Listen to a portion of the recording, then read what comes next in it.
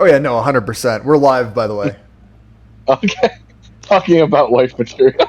Yeah, I went live midway through that sentence because I'm really I'm in an arc where I've decided to alienate my audience. You know, like I've been posting the worst things I could possibly think of on Twitter, and I Yeah, was like, you know I what, feel it. that's a good way to aggravate people. But here's an even better one: start a podcast midway through a sentence. They have no context. Did you see my response to your boomer bait?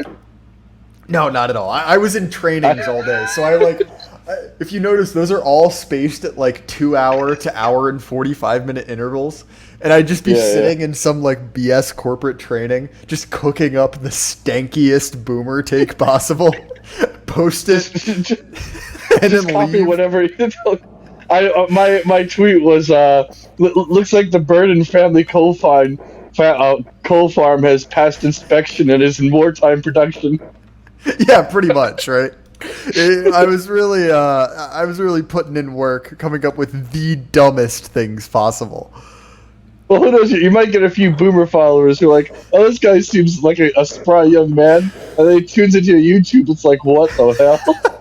Well, it's funny you say that because I have a small but dedicated group of conservative mothers that listen to my podcast, and every once in a while, I'll get comments that are like, "You really should tell that guest not to swear," and it'll be Thomas or something like that. I'm like, "All right, Yeah. ma'am, I don't know how to tell you that he is not the newcomer, right? You were the new addition to this."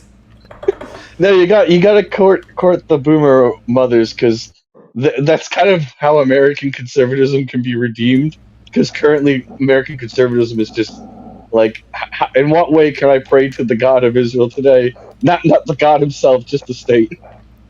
Well, that's true. So it's funny, right? I flew down to where I currently am for some corporate training, and the one episode that I had downloaded on my phone was actually your and I most recent recording of my show, the one that went up Saturday. And I very rarely listen to my own podcast, mostly because I just, it feels weird. But I was listening to that podcast and I had sort of an arrogant thought. I was like, damn, this is a pretty good podcast. I would listen to this, right? If I didn't have to listen to my own voice. But I thought it was a good episode. I'm trying to fix the audio issues, but my Linux computer doesn't know how to understand microphones yet. So you have to. I chose Arch Linux because I'm trying to get off the Microsoft chain game because I feel like they're gonna start forcing subscriptions eventually. But the So, problem with like I yeah what so Luthemplar, right? At yeah the last event, you spoke about how, oh, I'm really interested in, in finding a wife and starting a family. I want you to know, I realize you're Catholic and they have, you know, they don't allow birth control, but you realize that using Linux is a more effective form of birth control than the pill and condoms put together. yeah I mean the thing about Linux is that you basically have to code everything yourself, which I like coding. I never studied it. I just kind of got like the first computer program I wrote. I was probably somewhere around age 8, and it was a mod for Zoo Tycoon. I made my sister a unicorn species to put in her zoo, and learning just that simple code how to mod Zoo Tycoon really got me into coding. Uh, I was like, I kind of found Java boring in high school when they forced us to learn it, and something told me that no one was going to use this when I got older, and it turned out I was right. So I studied Python on the side for fun. But no, I do like Linux a lot now because it's fun learning how you tell your computer what to do. It took me like 3 months to figure out how to get both my monitors working, and it was just like 3 lines of code. But at least it works now. But getting the microphone working is going to take a while. Did I ever tell you the story of the one coding class I had to take in high school, in college? Nope. So this was right before COVID, and COVID actually completely saved me on this one because if you're at a state school, oftentimes you get hit by the good idea fairy, right? Which is that someone in politics decides every student at a state school needs to fill in the blank, right? And so, this was during the whole unironic learn to code meme. And so they were like, well, any student that graduates from your program, Mr. Burden, needs to learn how to code. So I was in a major where no one needed to actually learn how to code, but they decided we did. And they didn't have the resources to hire a new professor. So they found some desiccated old hag who kind of knew how to code. And the language they picked for us to learn was VB Basic, which is Oh, that's only hell. That's yeah, hell. which is only relevant because it's the language that Excel formulas are written in, right? Other than that, it's completely archaic. And so this woman, and her name was Dr. something Eastbrook. I cannot remember her name. And she looked like an old lady from SpongeBob, just a desiccated hag. Is that she taught this class by making us memorize code by rote. So the tests would be 5 answers, right, multiple choice, and 4 of them would be incorrectly coded. And so you'd have to go through on a piece of paper and Oh, find the right code. you And know, go on. Sorry. I'll put it this way: before COVID, our class average was hovering around at the 35% mark, and then thankfully, due to COVID, we were able to take it at home, which means everyone cheated. So we were all able to pass, but it was the worst class I've ever taken. And so, much like a Well, Vice journalist, I never learned how to code. what she was doing was sharing her pain of OG debugging, where you had to go down the entire code line by line, and there was no red highlighting, there was no like point breaks or anything. You just had to go through it like with eyes and visuals and find the problem. She was just sharing her suffering from the early days of coding. Yeah, and in her case, I think the early days of coding were on like a fucking punch card. Yeah, that's pretty much. But other than that, let's change the topic or something, or if there's another guest on. Oh yeah, I'll bring on my next guest. All right, Ed, how you doing, man? Do Oh, I'm doing all right, man. you want to talk Doing more about fantastic. ships? Oh, you want to? Yeah, I sure, why can. not? Well, where you want to start at? I don't really care. I don't know. I think that when we last were talking, we were talking about ships made entirely out of. Was it the Spanish that made ships out of ebony? Correct. No, out of mahogany. They made them out totally out of mahogany, Oh, mahogany. Right. Never mind. which is really good for building a ship because it floats really well and it's really strong. It's the closest equivalent the U.S. would have made would have been live oak they used for like the Constitution and several other ships. It's a good ship, good wood for building ships, but they used mahogany for like something like 30 or 40 ships, and most of them are gone now. But it Spain had the money to do so and didn't really give a shit. And Yeah, I back then, nobody recently. really used mahogany for anything else. Yeah, it was interesting. I recently read. Well, not recently. It would have been, I guess, in January. Read Zama, right, which is sort of a Spanish colonial novel. And it's funny. I read Zama, Hunger, and damn it, what was the other one? One other book, all back to back. And they're sort of similar books about like a sensitive young man going insane and ruining their life. And despite that, it was quite interesting just from the perspective of like reading a. Oh yeah, Antonio Di Benedetto. Uh, Quite interesting just from the perspective of learning about Spanish colonialism. Yeah, I never really totally ever looked into colonialism outside of briefly when I was in high school about Pizarro and Inca and the Aztecs being fucking destroyed by a few hundred guys in armor and some cannons. Oh no, that's definitely part of it, right? Is that the main character in Zama is sort of this like Spanish noble who's fallen from grace. Mm. But nonetheless, you do get a little bit of his sort of like martial escapades that are kind of interesting. I've always the most interesting one I've always found is Sir Francis Drake's escapades in the Caribbean before he fought the Spanish. Hmm. They I forgot which they took. They took an old ass ship from I think it was the Jesus of Lubeck or something like that, which was one of the most powerful ships made at that point, and it was made by Lubeck, who was stupidly rich at this point from the North Sea trade with the Hanseatic League. And Sir Francis Drake's hatred of the Spanish comes to the fact that when he was doing privateering work, they get their ship run aground and get captured and get the ship burned down, and they have to trek into, I think it was Panama, fairly far, and make their way back out of it, but capture another Spanish ship and taking it back to England. And he got really pissed off at the Spanish and hated the Spanish ever since that. All right. One, Edmund, I can respect that level of hatred. And two, Dan Builder, how you doing, man? Hey, how's it going? All right, he's brown. Anyway, you were saying, Ed? And I was saying that his What a communist.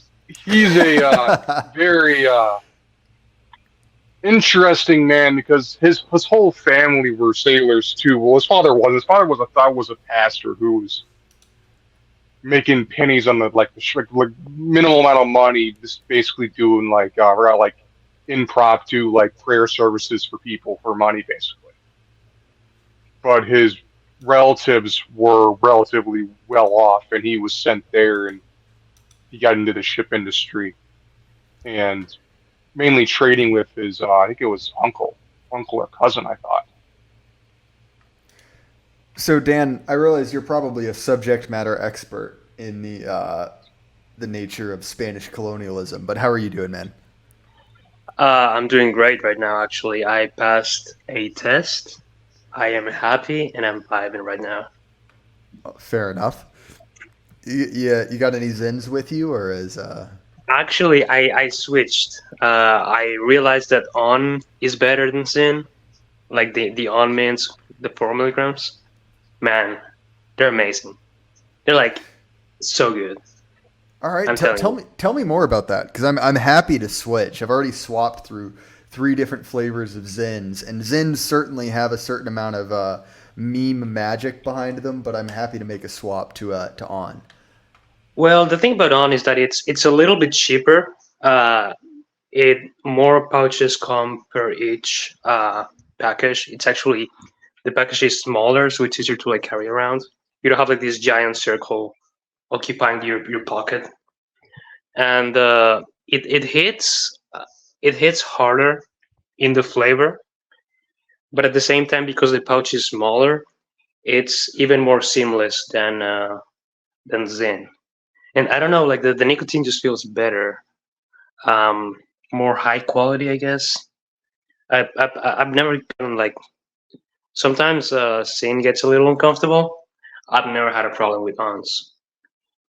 The only real negative to ons is that they only last like 20 minutes, whereas Zen lasts up to like 40 minutes. But whatever. So here's my thing, right? I use Zins primarily as a pre-workout. So I'm oftentimes like lifting weights or like rolling jujitsu with a Zin in. And it being big is actually helpful because if it's too small, I'm 100% convinced I will aspirate it, right? Like I will actually breathe in a nicotine patch. And so look, it's sort of a blessing in disguise. Yeah. No, I get you. I'm just saying, for me, ons are just better, and I don't know. I like the flavor more. It's it's subtle, but you can actually swallow without it, without you feeling like you're basically swallowing battery acid. So yeah. Now, That's fair. That's actually why I ended up switching off the wintergreens, as I feel like the wintergreens had a little bit of harshness, and the spearmints are much more mild. yeah. I mean, that's the main reason I switched. Really, is because I can actually swallow the ons without feeling like I'm gonna die. Uh, but yeah, Wait, I thought you were joking about swallowing them. You actually swallow them? I mean the spit, not the actual pouch. Okay, I was about to say, I was like, look, I realize that you swarthoids south of the equator live a little bit different, but just No, no, no, no, no, eating no. full nicotine patches. No. I'm talking about the spit, not the actual pouch. I do not recommend swallowing the pouch. So yeah, Wait, this is the ultimate inside baseball, but Witticism TV said, I heard the 9 milligram Aldi brand slaps. And I'm not sure who it was in the private group chat that tried the off brand Aldi Zins and had a religious experience due to nicotine. But point is, maybe don't try the off brand ones. no, yeah, especially because it was like 9 grams, and he's like not a nicotine addict. So his own testimony was, I reached Valhalla for like 4 minutes, and then I could barely function. That was his testimony, which is eerily close to like Moses' experience reaching the divine in Exodus. Like he Yeah, cannot see it; it's too much. yeah, I see it. There is an interesting point there, right? Which is that, like, have you ever heard the stoned ape hypothesis? I feel no. I'm gonna say no. It's just as dumb as you think. Mhm.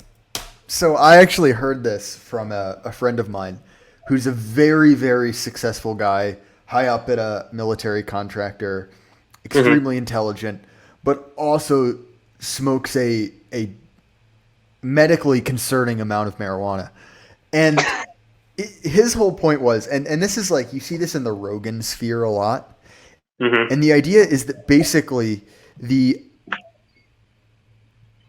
the evolution from human to or from ape to human was basically facilitated by like psychedelics, that essentially like a monkey smoked a bunch of grass and did mushrooms and then like became a person. And it's completely retarded, like genuinely like completely retarded. But also it's kind of funny enough that if you're like in a situation where someone's saying it, you're like, all right, show me the receipts on this, like let's keep going. And there's almost, and it's almost heretical to say, but I feel like there's a Christian version of the stoned ape hypothesis, where it's just Mhm. like, it's Moses with double horseshoes in, both lips packed full of dip, just geeking off nicotine, and that's how you get the law of God. And I'm not saying I entirely believe it, but like, I believe it. Getting divine revelation. Yeah, exactly. You can interact with the divine through enough nicotine. I mean, listen, I wrote an article yesterday in like an hour and a half, and I was just geeked off coffee and nicotine, and it was eerily efficient. And I also read then like 5 chapters of a book after that. So there is No, something to stimulants. I don't know.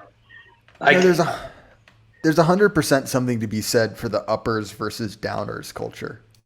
yeah, I I hate depressants. Like I hate alcohol. I hate weed. I hate like those things that like make you sleep. I am 100% in favor of stimulants. As long as you don't become like a psycho or something, stimulants are okay.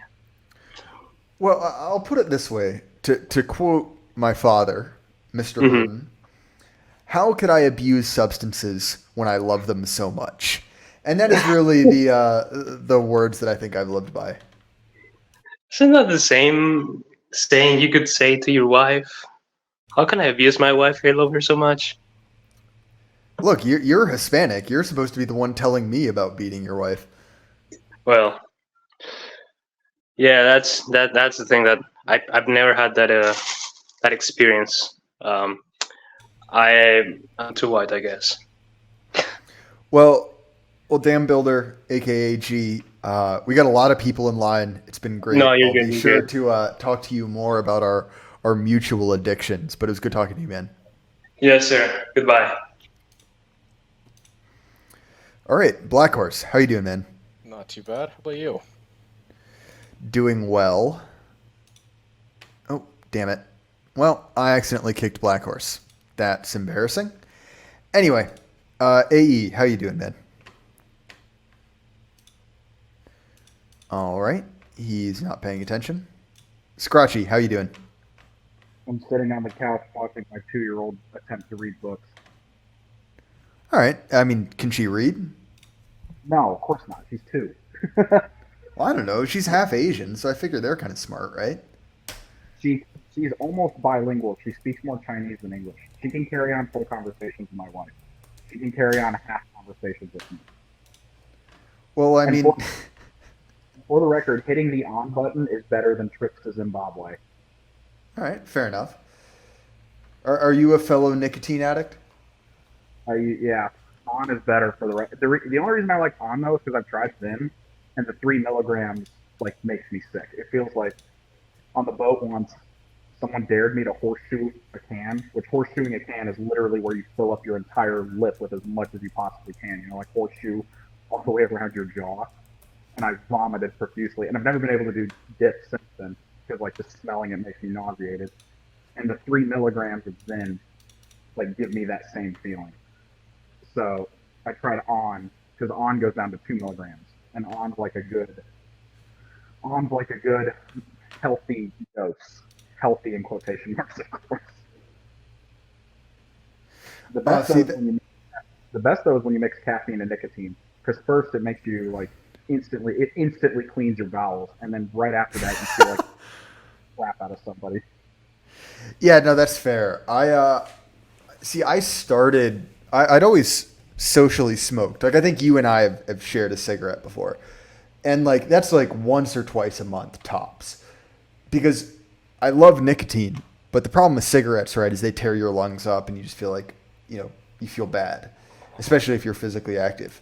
But these, the, like, nicotine pouches are genuinely dangerous because you get all of the upsides of nicotine, right? Like the focus, the, like, feeling in the zone without the inability to breathe. And I just got to say, man, like, this nicotine stuff, you really see why guys who were addicted to nicotine conquered the entire world. Because, like, my work productivity is, like, through the roof. Mine, if I do too much of it, have you ever actually had a real nicotine buzz? Oh, yeah. As in currently. Oh, well, fine, then I'll throw one in. I become super babbly when I throw one in. Hold on, I got one in my pocket. All right, well, I don't fine. feel it. No, you can't have this. You absolutely cannot have it. Come on, start her off. She'll do fine. If she already has an Asian work ethic, giving her Zins, she'll be the most productive girl on the face of the earth. It's sexy when a guy does it. It's trashy when a woman does it. That is a true statement that can be applied to any number of things, but probably best left there. Yeah, let's just leave it at that. Don't worry, Daddy's getting you milk, all right? Daddy's going to get you some milk. It's almost bedtime for you. But anyway, yeah, so... Okay, fine. Bedtime later. Hold on one second. That's all right. If you've got to deal with familial concerns, we can bring someone else on. Yeah, I'm going to roll out because I got a kid babbling and the rest of it. And I think I just turned my camera on for a split second, so if you could edit that out later, that'd be awesome. Well, if it makes you feel any better, I did the same thing. So this will be privated after it's finished so that I can edit everyone's face out of it. But anyway, man, I'll talk to you later. All right, Black Horse. Sorry I accidentally kicked you. I have returned. I'll be honest, that is entirely due to the... that's just poor performance on my part, so my bad. Well, clearly you need more stimulants. I couldn't agree more. I'm on day 2 of a corporate training trip, and figured that's it was brutal. It was either podcast or paint my brain across the room of this motel, and I figured that podcasting is probably the better option. You know what the best part of owning my business is? You get to train yourself. Yeah, I've never once had to go to corporate HR training. Not once in my entire life. I also don't have to. I also don't have to be educated about my whiteness. So there are upsides in the world. Yeah, I am genuinely a horrible employee. And it's not that I don't have a work ethic, right? I've joked about the Protestant podcasting ethic. It's not working. Yeah. It's just like I have absolutely no ability to filter what I think. And so I was talking to Lou Templar about my two But days don't. in and already recent racism scare, and it's But not even vicious racism. It's just opportunistic comedic racism. You know? yeah, I mean, um, I certainly have a filter. Maybe less than I should, but I certainly have a filter. And that's why you're a very successful businessman, and I am a semi-professional racist podcaster on the internet. Well, we all have our skills. Yeah, exactly. So I'm curious, right? What do you? And this is, I realize, just throwing a huge topic in your face, but Sure. one of the things I've been interested in, right? And you've seen this a lot from the Two Bit podcast and King Pilled and kind of a lot of the post libertarian guys, is this idea of the Silicon Mafia, Yeah. right? It affected, or the PayPal Mafia, right? Which is a lot of Silicon Valley guys trying to make a grab for power. And one of the things they talk about is breaking the dollar system from the euro. And obviously, I realize this is a huge question to spring on someone with approximately 25 seconds of prep.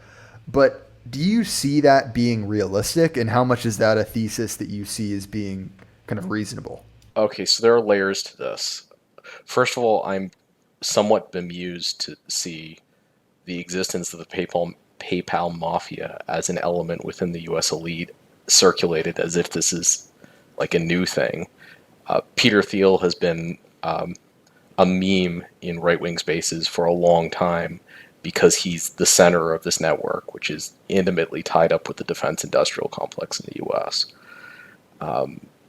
Without the quote unquote PayPal mafia, U.S. targeting systems don't work for many of their weapon systems. These people are deeply integrated. They're a faction within the U.S. within the oligarchy that controls the U.S. government. So that's what you're looking at. Now, they're a faction which does not benefit nearly as much from the way the U.S. financial system is architected as some of the other factions that exist. And so they're interested in ideas that disrupt the existing banking system. So you can see projects connected with the Silicon Valley elite that have attempted to disrupt the kind of Wall Street status quo in finance. You go back a while, you remember that many people in the internet kind of got interested in the meme stock thing connected with Robinhood. What they didn't realize was going on in the background is before meme stocks, Robinhood was a thing. After meme stocks, Robinhood was owned by Citadel, and Silicon Valley no longer had a vehicle in the retail wealth management space. Before Silicon Valley Bank went under, there was a major financier in Silicon Valley banking, and now there's not. If you want to borrow money in Silicon Valley, all roads lead back through Wall Street. So there's been this battle for control over the U.S. financial system that has gone on, off and on. Before the Silicon Valley people, there was the regional banking system, which really there's a huge battle in the aftermath of the '08 crisis over who would get bailed out and who wouldn't. And, it had predictable results. The people closest to power won that battle. Well, and that's the point that Sean Whalen, who is waiting in the wings, soon to be on the show, probably in a couple minutes or so, but he brings up that point effectively that, and his appearance on King Pilled is excellent. I highly recommend that. Okay. I promise that I'll link it, and what that means is that I probably won't link it. But you can find it easily by just Googling Sean Kingpilled. And he makes that point that effectively the narrative of the '08 financial crisis is kind of bullshit. And it's basically a way for power to cover powers. And so that it's in fact more to do with things I am not smart enough to understand with the euro dollar. But sorry, back to you. Yeah, I mean, I did a whole series on the '08 financial crisis with Radlibs. One of the first things I did on his show. There's elements of the narrative that are accurate, But what people don't realize is the level of consolidation that occurred in the industry and the level of consolidation of economic power that occurred within the industry at that time. For example, most people don't realize that the financial crisis was more damaging to the European financial markets than to the American financial markets. Most people don't realize that it was immediately followed by the European debt crisis, which, again, it was a massive event in the consolidation of power. But the second half of the question is of the question that you posed is quite interesting, because in the period between sort of 1995 and maybe 2012, you can see the formation of a European effort at having a separate financial system, which would have been a competing castle to the U.S. financial system. And that effort, you can kind of see in that period, the European Union is two things at the same time. It's an instrument of U.S. geopolitical policy, and it's an instrument through which European elites are trying to compete for kind of a seat at the table inside the global system. And if that project didn't die with the Southern European financial crisis in circa 2010 to 2014, certainly the day Nord Stream was blown up is the day that dream was dead, buried, and put a cross on top of the gravestone. Now the European Union as a vehicle for resistance to the American empire, and the euro as a competing system to the U.S. dollar, like nobody takes that seriously. Well, it's one of those things, and this is a bigger picture topic, right? But I have sort of limited patience for the Klaus Schwab rules the world school of like vaguely dissident conspiracy theory. Because, look, and this is something that both AA and then my recent episode with UGPS we covered, which is the idea that there are multiple power centers at work, and they sometimes work together on certain things, right? Like obviously we've seen a huge consolidated movement of power on the Israel-Palestine issue, but also But the Israel-Palestine issue is a left-wing civil war. It's explicitly and obviously a competition between two nodes of power. Well, definitely. But my point was that the ends of U.S. power and EU power, they're both kind of like satanic globalists, to adopt a phrase from Alex Jones, right? Yeah. But they are not necessarily 100% aligned. No, and they were certainly competing. I mean, if you look at the rhetoric of European leaders, especially in the banking world, especially prior to 2008, it's very obvious that they viewed the European Economic Community and later the European Union, and especially the Eurodollar, as an attempt to displace the unipolarity of the economic world, where all roads led back through New York. None of those people who work in the European financial industry are happy with the fact that their power is less because decisions run back through New York. They would like to be in a situation where they have more power, predictably so. And so they created a vehicle to attempt to do this, and they failed because,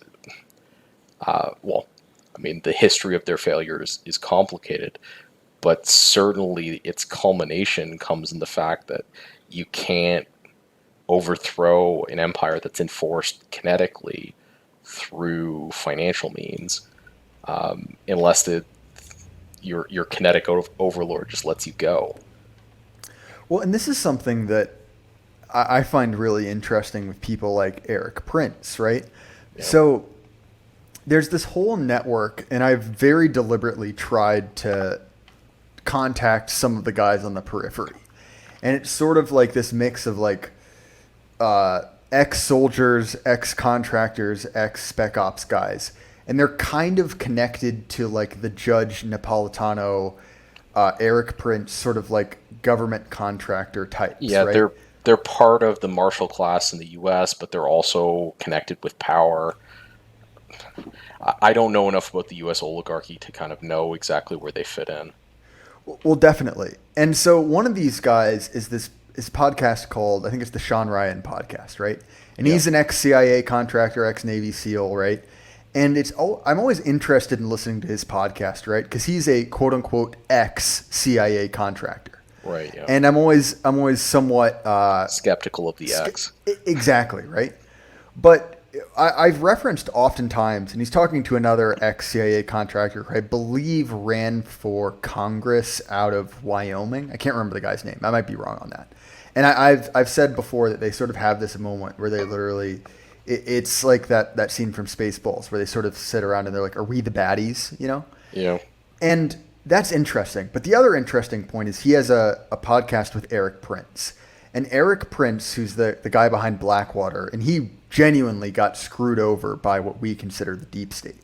Yeah. And I think that that's interesting because if we're convinced by the arguments that the elite theorists make, which I am, right, that a change comes from someone else connected to power.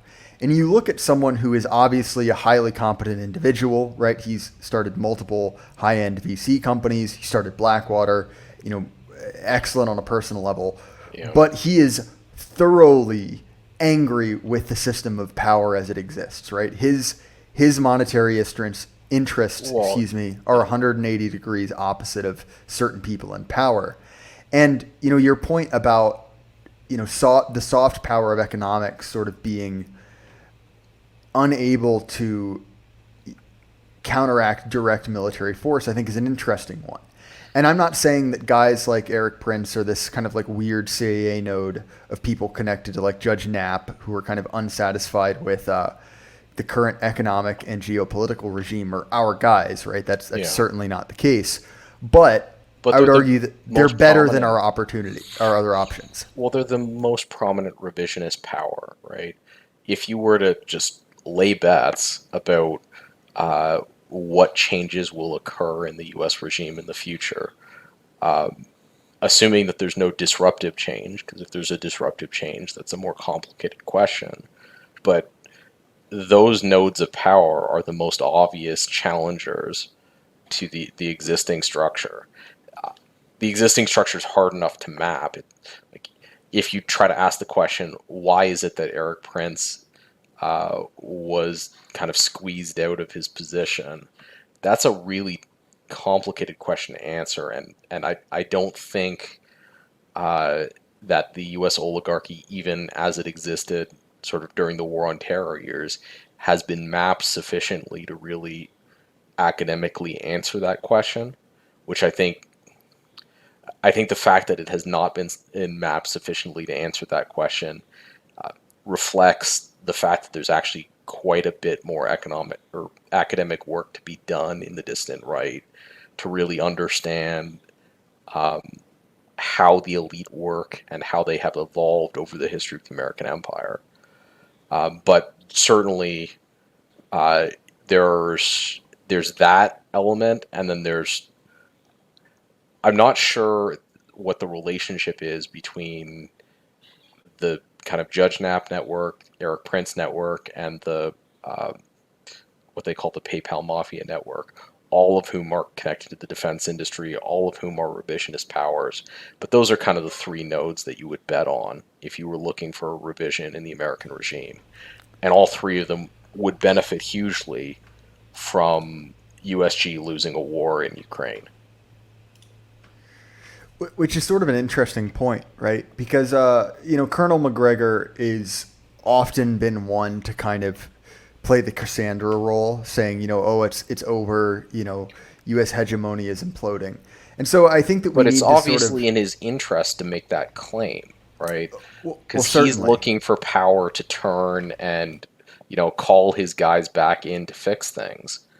No different than when I make a sale, I express to my potential clients how broken their internal process is and why they really need me to come and fix it, right? Well, certainly, right? And look, like I think that there's a point to be made that there's no real representation of our issues directly in politics at the moment. But if I look at the sort of certain elements that seem to be connected to a faction in U.S. intelligence, like McGregor and Prince and any one of these guys, well, they're certainly not our guys, but if I have a choice between them and the people who run the State Department, that's a relatively easy choice. Yeah, I mean, it really depends what you want. And this is where interests diverge depending on where you are and what future you want. If you're an American, that point of view is rock solid. That's obviously the case. If you're a South African, your conscious caracol, it's probably bad for you if the U.S. empire gets its act together. Because at the moment, if you're at the fringes of power, you have a certain freedom because the American empire doesn't have enough resources to do anything about whatever it is you're doing. Whereas if the U.S. empire was more competent and started gaining ground again at the periphery, that might be a problem for you. So I think people need a certain circumspection when they think about. I mean, look, there's absolutely nothing I can do to affect which faction gets control of the imperial levers in the U.S. government. But I think there needs to be a certain academic honesty about whatever those changes are. They're going to benefit some people and they're going to hurt others. And there's a useful project in academically observing them. And there's a useful project in becoming worthy of participating in them at some future date. But I mean, look, the people we speak to are broadly international in scope, and every change in the U.S. empire is going to hurt some of them, and it's going to help some of them. And that's just the way it is. Well, and I had an interesting conversation a while back with the guys over at the Longhouse podcast. And they're both Nordic types, and they sort of had a disagreement with me about the Ukraine war, because their whole point is, look, like we don't want an ascendant, Russian power bloc, which kind of makes sense, right? If you're in Finland, Norway, and Sweden, and I understand, right? The Finnish are kind of their own thing. I'm not going to say they're my favorite Scandinavian country, but right. They are my favorite Scandinavian country, just to make them mad. But point is, I can fully understand their point, right? Which is that the interests of Russia are sort of diametrically opposed to the interest of a independent Norway, for example. But at the same time, I think that as someone who is an American, I sort of have conflicting feelings on one hand of saying, death to the empire, let the GAE fall. And on the other hand, if I had a choice between, a Joe Biden government, which is almost impressively malicious to my ends, right? Like you kind of have to at least recognize how good he is at completely screwing over the interest of heritage Americans. And so if I had a choice between a competently run GAE, I guess I'd probably take that. But I look at those people who are my friends on certain other issues and say, like, I can understand your point. But anyway, Black Horse, I've got a ton of guys behind you in the queue. I'll have to have you back on to discuss this at length, but I appreciate it, man. Thank you so much. Okay, sorry about that. I didn't realize who that was. I'll be sure to edit that out in the actual version of this that goes up on podcasts. But again, like I said, I didn't realize who that was. Fully disavow. Do not interact with. My bad. Like I said, the nature of a call-in stream is that sometimes I get guys that I don't necessarily want to promote. So fully disavow, block, do not engage with. Sorry about that. It happens, right? So when this goes up on the main feed, that will be gone. All right, aspiring misanthrope, you here, man? Good evening. How you doing, man? Yeah, I'm doing well, man. Sorry about that. I didn't realize who that was until the end of that. But how are you doing? I'm doing great. Everyone, all the dissident right online friends are releasing books, and they're doing well. And it's just a matter of, I don't know. I've been trying to become become a well, okay, that sounds way better in my head than out loud, but I'm trying to become a better person all the time. And one of the things I've been praying a lot about is patience. So I see a lot of pieces moving on the board, and I don't know. I know that I know that it's a common turn of phrase to say that optimism is cowardice. I don't know if that's Spangler. Is that is that who that quote comes from? Yeah, it is. It's I believe that's Spengler, right? And you know, like many people in the dissident right, I quote him often and have not read him as much as I should, but I know that quote. I think a lot of people, I think a lot of people would have to admit to that under pain of it, swear on a Bible they've read very, very little and they quote a lot more. But anyway, I just have, I'm guilty of having a good feeling about the future. Um, I think my major question would be, you know, first of all, and really enjoyed the boomer takes. Very, very enjoyable today. But as far as improving your lot in life, how did you really just start? And I'm sorry if you've gone over this again in previous streams, but how did you decide to start the Jay Burton Show? So actually, I have to. I kind of owe that actually to Paul Fahrenheit, and Paul Fahrenheit I met off of the. There's a service, right? It's a Discord group, Basket Weavers, and he and I happened to live close together. He was in school.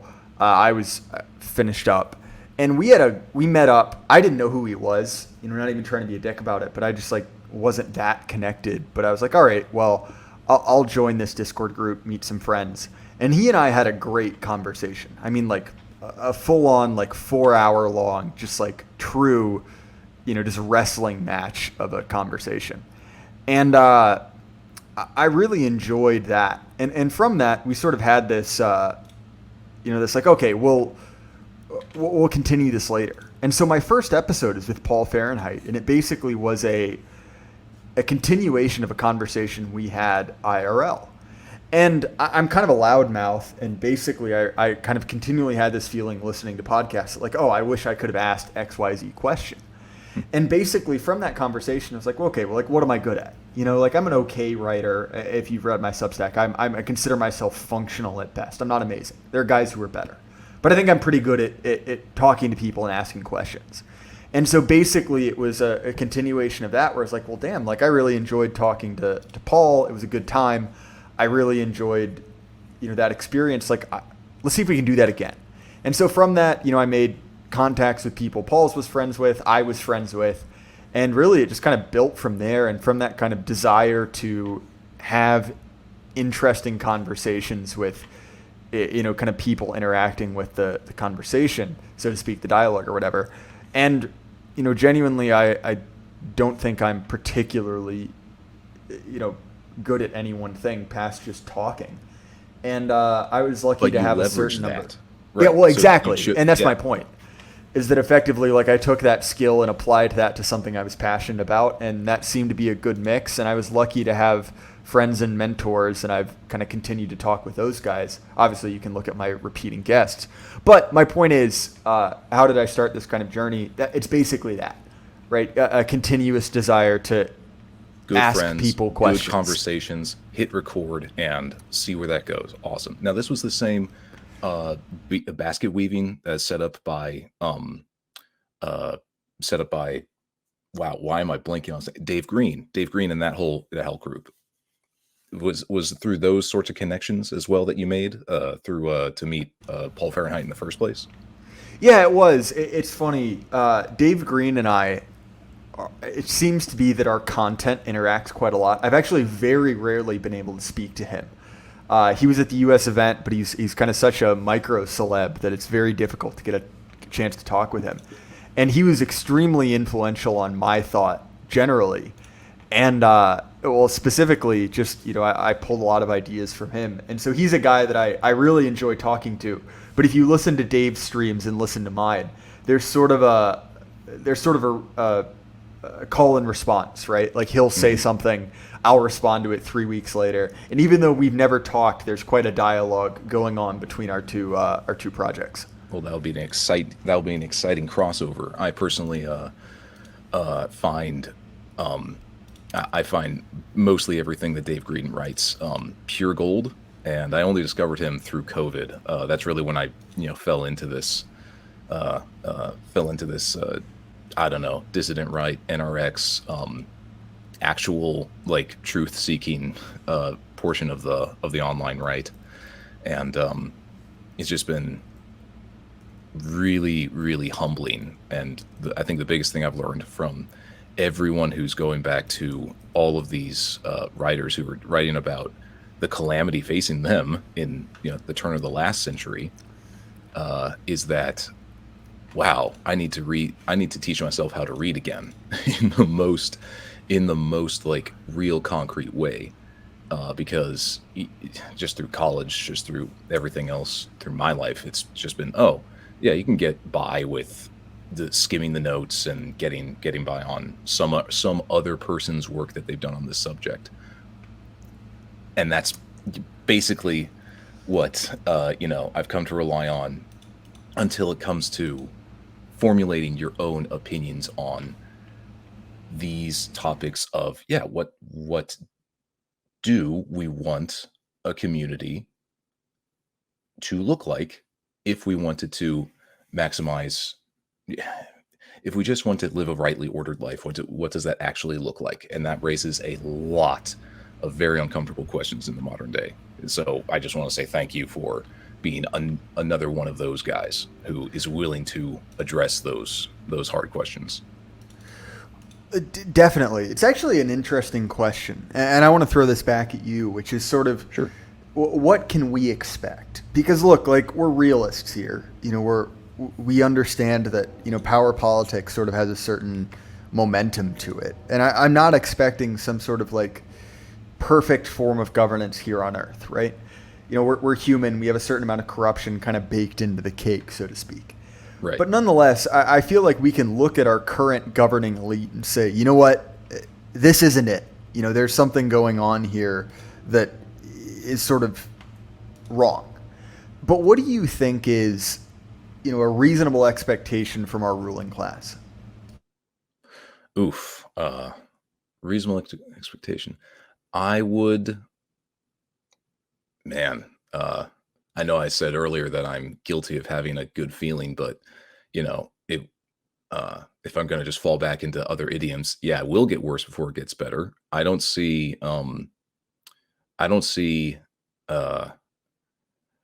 landmark changes to improve your life coming from the next Trump administration without a great deal of pain. I think that there's just simply too much mess that needs to be cleaned up. Both physically, administratively, legally, et cetera, without a lot more pains being taken. And ultimately, this is why I don't ascribe myself necessarily to the vitalist sphere of of Twitter, but I don't hate them either, because I think that men who are willing to face the ugly realities of the society that we live in, we live in the first world, which is sustained basically on open pit mines in the Congo that are run by teenagers. When you really follow every supply chain down to its root, down to its where the stuff comes out of the earth, it's like slavery has absolutely not gone away. And bringing that back to what we can expect from the ruling elite, I've studied Roman Empire a great deal, and I think the fall of the Roman Empire is perhaps the best example that we can see. It is not out with a bang. It is the federal government shrinking and shrinking and shrinking into smaller and smaller spheres that they can control, that they know that they can control, and the resulting constriction is going to result in pockets of power centers. I don't know what that looks like, especially in our highly digitized world. Um, I could see in 20, 30 years that, there actually is a great deal more freedom because the federal government is just simply able to do less. And I don't know. That's what I would see. Well, and that's one of those. It's one of the reasons that I was sort of interested in the border situation, right, with Abbott and any number of other conservative governors basically saying, that the feds are not welcome here. Because look, like even if that was kind of larpy and gay, and I have any number of negative things to say about Greg Abbott, that's an interesting sign, right? Because we see a case that we would call a principal agent problem in business, right? Where effectively there is a disagreement. The desires of management are not aligned with that of the owners, so to speak. And don't get me wrong, I'm not saying that, when that sort of dissolution of power happens, it will be our guys in charge. But I think it's an interesting sign just from the perspective that, for someone like Greg Abbott, the goals of Joe Biden are antithetical to him staying in power. And if we're looking for a new group of people to come into power, right, a new group of people to be at the helm of the ship, that's a good sign, right, where there are strong, powerful interests who are desirous of some change. And I think that there may be something to the idea you see in a lot of elite theorists that, effectively the best thing we can hope for is multiple groups in power who need friends, right, who need support, if you are a group able to offer support. Because then you can start to demand things. And one of the things, and look, you sound like an American, I'm going to assume that you're one, that you've noticed about, kind of red states is that they get absolutely nothing from the Republican establishment. They are assumed support. But all of a sudden, when you're in a situation where you're worth something, right, someone has to give you what you want, it's a better situation to be in. Precisely. And I think, it feels like the border has been a flashpoint, depending on your point of view, either for the last 3 years or the last 30 years. Really just in immediate memory, just since there was that whipping controversy, obviously manufactured back in 2021. But I think just to keep riding off the end of the Roman Empire theme, the new elite won't be born in DC. I think that they are going to be born, inside their own states, and it's simply going to because the brain drain from the states to the national capital region is simply going to be less of an attractive option as that federal power shrinks and shrinks and shrinks, and the prestige that comes with it is also tarred by obviously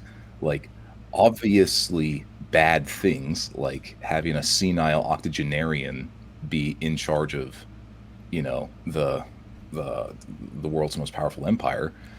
I know that the whole Roman Empire thing is kind of trite and overblown, but it keeps coming up because it's evergreen. It's so direct in it's so direct in having all sorts of these strange characters come into and fall out of power in all these different ways. But basically, I would say just as the last thing, I know there's other people in the shoot, but if I want to put my efforts towards something, it would be more and more localism. Back to Dave Green, basket weaving. Find the people in your area who are men of excellence and want to just want to improve themselves, just want to make things better around them, because in the near future, men of excellence are going to carry a lot more burdens, and it's going to be physical and spiritual. And I hope that we all see each other on the other side of that. So thanks again, Jay. Beaver Gang out. Sure thing, man. Good to speak with you. All right, Meta Prime, how you doing, man? Good. How you doing tonight? Doing really well. I'm looking forward to releasing the episode you and I recorded tonight, or tomorrow, I believe, is when it comes out. Yeah. Oh, that'll be good. I figured I'd jump on and give people a little bit of a preview. So yeah, it's perfect timing. Yeah, man, I really enjoyed speaking to you. As as happens quite often, I'd followed you on Twitter for quite a while, and Twitter is simultaneously the best and the worst platform to meet people, because on one hand, it's great for making connections, but also I kind of thought you were just a funny account on Twitter. I didn't realize you actually made anything, because Twitter really, really like deboosts any sort of like link to content. And so, man, it was really good to speak with you, and I think people will really enjoy the episode. Yeah, no, I think so too. And yeah, it is a shame. I always feel like there needs to be a way to differentiate between the kind of silly shit posts and the actual like good content. But I do think it comes out. I mean, I love what you're doing with your channel. I was talking to someone else, and they were like, "Yeah, it's like Jaybirds do an amazing job interviewing all the major people in the space." And I was like, "Oh, that's kind of what I want to do." So it's good to have somebody like-minded like yourself who kind of sees the value in getting a lot of these great minds in front of a larger audience and spreading those ideas out there. And like I said, yeah, I think it was a great conversation. We touched on a lot of stuff. I mean, we could have gone for so much longer too. Yeah, that's one of those things, and I think about this a lot, right? Where it's like our space is kind of the most interesting thing on the internet from the perspective of ideas. There's so much just wasted time when it comes to dialogue, particularly around politics and ideas. Like I think about this with figures. And I've kind of not to turn this into a summary of my Twitter escapades, right? But I spent all day coming up with the most absolute garbage tier, like boomer conservative posts to make. And my point in that was not necessarily just to make my followers angry, although I'll be honest, that was part of the motivation. The other part is basically to just like summarize all of the talking points that spend so much time on air, but are effectively completely and totally played out. Like, how many times, Meta, have you heard the new immigrants are natural conservatives, or, young Americans just don't want to work, or, any one of these points, and they're sort of hackneyed. And to people like us, they're almost a joke, right? But nonetheless, despite that being a joke, it still gets a ton of airtime. There are people who spend their entire lives basically rehashing political debates from the 1970s. And I just look at it as, like, why? There are real conversations to be had, and you're listening to someone else, rehash the points of why socialism isn't a good idea. It's retarded. Yeah, no, and I loved that. It was funny. I think I caught the first one, and I was like, he's got to be doing a bit. And then I saw more of him, and I'm like, oh yeah, he's definitely doing a bit. And it's one of those things where, like, for me, it really depends on who you are when you read those. Like, how do you react to it, right? Because it could just be that you're being like very tongue-in-cheek as a way to mess with the algorithm a little bit, or to draw people in, or to kind of bait some engagement or something like that. But yeah, I mean, it's. I think I remember saying in a group chat, like, yeah, definitely been enjoying the Jaybird and kind of like trolling on the timeline, because I think that is so much more of an effective way to get people to think about things, is when they think about, wait, is he messing with me? Like, because then it gets you to stop and think and reflect, and people don't like being made a fool of, and so I think it's a very effective way to kind of engage with people.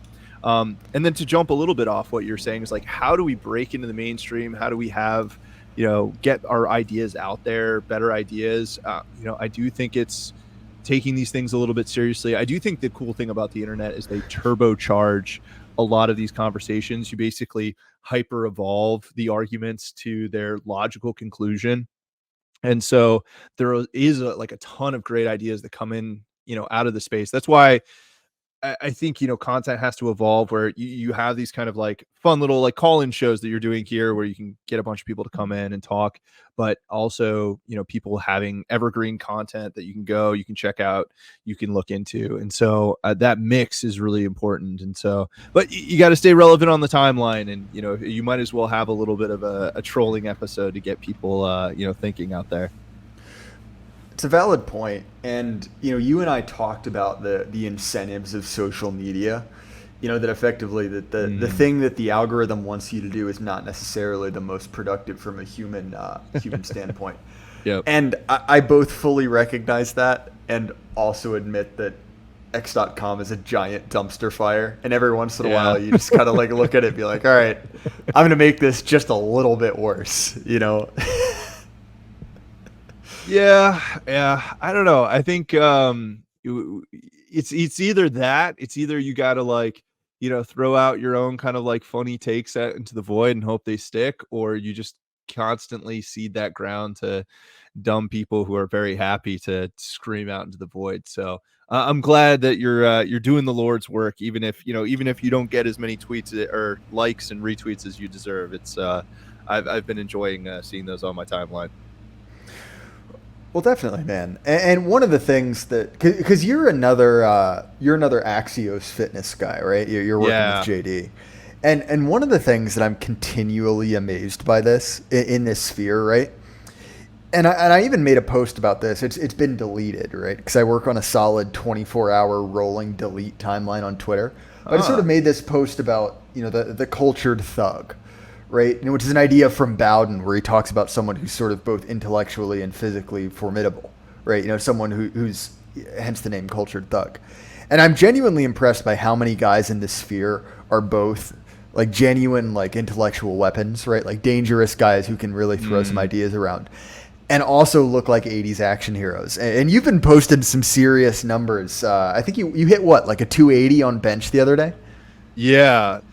So I don't know if we got into talking about this, but I was a world champion athlete in the sport of rowing, and I was 2-time All-American in college and won a bunch of national championships. And so I was a lightweight rower, so I was kind of a bit of a stick in the kind of the earlier stages. But then inevitably you get into the sphere here, and you got to start lifting heavy things and putting them down. So been going after the 1,000-pound club, right? So it's 1K total on bench, deadlift, and squat. And it's been taking a while. My back is after all the rowing, it's a little tight. It's a little I'll might throw it out every once in a while, so I have to be careful. But yeah, it's the bench has been climbing, and you can definitely tell when you're walking around. The girls tend to appreciate a guy who's a little bit broader in the chest. So definitely doesn't hurt, and I think you get a little bit of more respect from the guys as well. Yeah, that's one of those things. And look, like I'm not a heavyweight, right? I kind of walk around at like a $170 plus or minus. And so big numbers, especially on the like compound lifts, are just like a ton of work. But nonetheless, it is kind of, as someone who is self-described as a recovering fat ass, right? Like I lost a shit ton of weight. I lost like 75 pounds. And I lost it like 5 years ago. So I'm like, it's kind of like a previous chapter in life. But you sort of look back on yourself when you didn't have that. And not even being like an Adonis, right? But just a dude who's in like, let's just say like top 5%, top 2% shape, right? Which thanks to modern America is remarkably easy to do. Yeah. And the boost to just like both general confidence is insane. And there's this post, and it's a green text, right? And it's talking about the kind of like soy new male. And the whole point of the green text is basically like, you've got to understand, like, if you're one of these people who's like physically weak and impotent, that every opinion you have is filtered through, does this make someone who can beat me up angry? And so your whole mental framework is built around like, well, if I hold this opinion, even if it's true, I'll get my head caved in. And, so if you have this belief, or if you have that kind of like physical ability, it enables you to play with beliefs that are outside of that narrow band. I think is a really interesting idea. And maybe one of the reasons that you see so many like, jacked like ape strong motherfuckers in our side of internet politics. No, I think you're absolutely right. It's funny because I know the green text that you're talking about, and I reference it all the time, but I reference it from the other side of the spectrum. I don't think about it as like the weak guys have to filter it through like what's not going to get me beat up. I think of it as like the high T enables people to go after truth. But it was the same exact idea. I've just haven't heard someone kind of like couch it exactly as you did there. But it's absolutely true, right? It's Nietzschean herd morality of, you have to be very careful about what you say. And this is a big thing. I think a lot of people notice. You get into like a startup environment, and if you're not a yes man, if you're someone who's willing to kind of stand up and tell people when they're making, bad decisions or something like that, gets you into a lot of trouble because people don't like hearing that they're wrong. People don't like people who are going to rock the boat. And if you're in this sphere, you probably came here because you are someone who's willing to rock the boat and point out the emperor with no clothes. And yeah, I think there's definitely a crossover. And the other thing too is it doesn't hurt that once you're here, you keep going in that direction. I mean, JD's work in Axios Health is great. I mean, I didn't partner with him because I need money or something like that. I partnered with him because I think it's fundamental to our sphere that if you're here and you believe in the objective truth that you should live a good and healthy life, you need to get yourself into good shape. It doesn't necessarily mean you need to join the 1K club, but you should be going to the gym, being physically fit. I think so much of that stuff is important. And I think Axios Health he's one of the best guys out there for that kind of advice, and he's got a great training plan. And so I think more people should look at it. And it's one of those things where you hear it on the podcast and you're like, oh yeah, that's great, but like actually go check it out. I think you'll find that there's some good results to be had.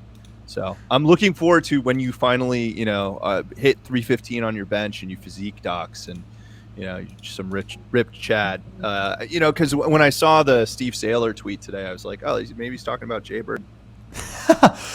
It's funny. I was just hanging out with another Anon, right? I got dinner with Calvin Spader, and one of the funniest things about this is that I try not to talk about it because the like wife guy meme is so powerful. But my wife is kind of vaguely connected to dissonant circles, and she loves Steve Saylor, not because of politics, but just him as a person. She's like, oh yeah, I'm a big Steve Saylor fan. And every time I'm like, look, I appreciate what you're going for, but maybe don't say that in public. Branding yourself as a Steve Saylor fan in normie sphere is probably not the the best way to go about things. But point being, your whole thing about kind of developing strength as an ability to pursue truth. I mean, it's something I 100% agree with. Look, I'm in a similar boat, right? Like I'm not gonna lie, like I'm sponsored by JD. I have a certain financial incentive, but like, look, like no one becomes an edgy right-wing internet podcaster to make money, right? Like there's not that much to be had. And it's like, well, look, like, I'm sponsored by JD because like he does training for me. That's like the majority of my compensation. But the other part of it is like, look, like I've been to a couple events where there's a huge dichotomy between the like, ape strong, like short bus super soldier types and then the like fat programming pieces of shit. And it's like, well, look, like a lot of those guys are real smart, but like, look, man, like you look like Peter Griffin. Like maybe we can fix that. I don't know. Yeah. And I honestly think I was just on a podcast earlier tonight and they were talking about, all right, what happens in the 2024 election? And I thought your previous guest, what was his name? The misanthrope? Yeah, aspiring misanthrope. He's one of my guys on X. Yeah, small account. I followed some of his stuff recently because I think he was on your show or something like that. And yeah, I thought he had a great take with like the federal government getting smaller, to, kind of retreating to the areas that can actually have control over. But one of the other points is, I just don't see the 2024 election getting to a point where either side just kind of accepts the results. So it's going to be a little chaotic, a little bit of pandemonium. I don't think it hurts to be able to, be able to take care of yourself into a fight. I also noticed that it's a big thing too. If you're someone who's big and imposing, not only does that help give you more confidence, but that confidence that you exude, it kind of dissuades other people from messing with you. So there's just so many downstream stuff. So yeah, definitely, if you haven't already, if you don't have like a workout routine, JD's stuff is great. But also, I mean, for me, like I've competed at a very high level, and the advice that he has, like it's, I was kind of stuck at like that 275 for a while, and it's only recently that I've been able to bust through, and it's because I've been working in some more like tricep work or some other like, stability work that's been able to help me kind of push through. So I think he's got a good range for a lot of stuff there. Yeah, it's interesting. One of the things that I recently started rolling at a jiu-jitsu gym, and I was in the Axios group chat, and everyone's like, "Oh, like get used to getting choked out by 110-pound anime nerds," and I was like, "Okay, yeah, sure. Like I get it. Like I'm gonna be bad at this, but." I go to a fairly right-wing gym. That's probably an understatement. And everyone there is like a 210-pound, like absolutely juiced, like prison tattooed freak of nature. And I just got demolished, right? And it's all in good fun. But like you spend some time with our guys who are serious about it, and you just realize that like the field is so stacked in our thing. And you look at the like center right, our kind of like competition, and you're just like, what in the world? To quote the great Donald J. Trump, they're not sending their best. But anyway, Meta, we have an episode coming out tomorrow. I highly recommend it, but I got a ton of guys in the queue, so I'm going to let you go, man. But thanks. No, I appreciate that, and thanks for giving me some time. If people liked what they heard, I have a Twitter account. Go check me out there, and then definitely look forward to the episode tomorrow. And hyping it up, and excited to listen to some of the other guys you have. I thought you were going to get like everyone jumping in at once, but I do like the one-on-one format, so I'll stick around and listen in. All right, sure thing, man. Talk to you later.